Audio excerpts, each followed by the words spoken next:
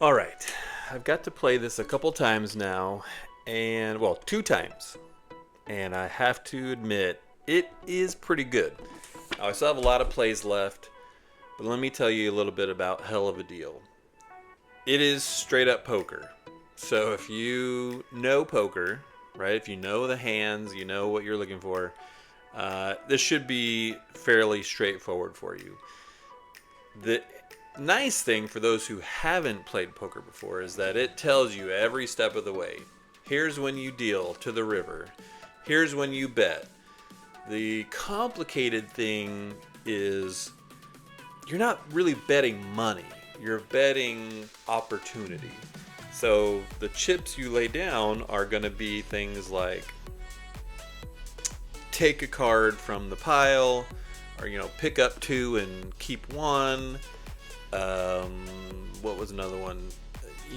Shed cards, pick up from the draw pile. So when you bet that chip, you do that action, and that's when it says hell of a deal and you're gonna have to cheat. That's the cheating, right? Your bets aren't really money. You're betting this opportunity to cheat, right, or to steal, or some kind of advantage. So that's what you're really trying to do in this game, is leverage your bets in a way that gets you an advantage. And that's going to be in the form of a card, or revealing information or something like that. So in a solo game, when it's just you actually have kind of some ghost gamblers, they call them, and they have cards, and so that gets you some opportunities to do some special things and to cheat, if you will.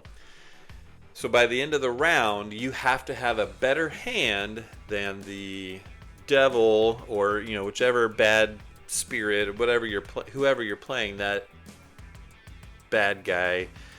You have to have a better hand than them, and now they can either use their base hand. So every villain comes with a base hand, or it can use the cards that they're dealt along with the river.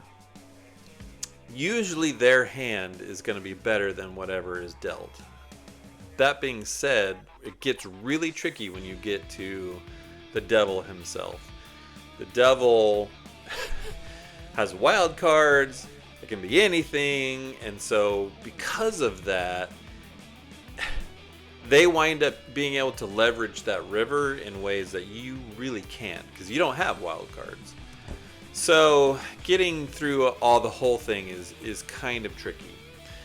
I've yet to win my two plays, but that second time I did play the devil and tied probably 3 times before I lost. So it was rough, but it's been really fun.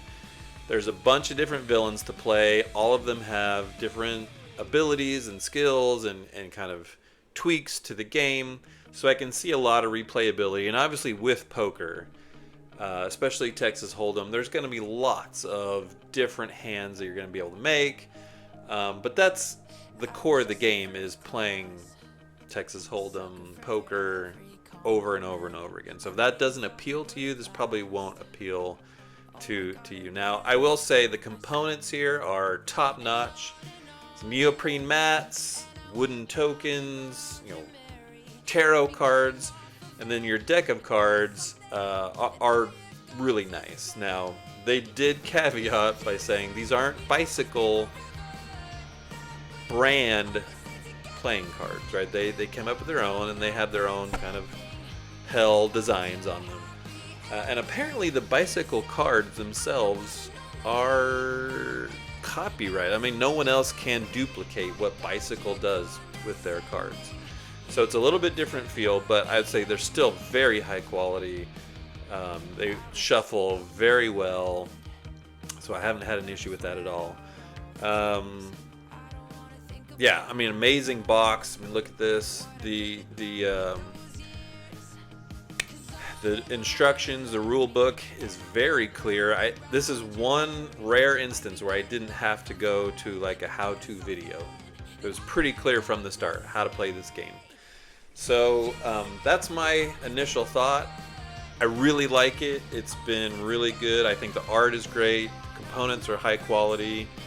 The gameplay, mechanics, very straightforward. poker chips that are heavy. It's got the lead interior, or, whatever. However they make it heavy, I'm pretty sure it's lead. Anyway, just a really great game. Great solo. I can imagine with more players, it even still being very good because you're playing together. It's a cooperative experience. So, and because there's no money, right? You're not gambling against each other. You're really trying to get all the advantages you can to beat the villain. So, probably have more to say on this later. If I ever do a full review, maybe a blog on my post on the foreversologamer.com. But I love this game. I can see why it's in the BGG hotness. It is a lot of fun. I highly recommend it. If you can find a copy, go get one. Otherwise, come see me. We can play a round or two. Or, check out your local game store, see if they've got a copy. But yeah, highly recommend. Hell of a deal.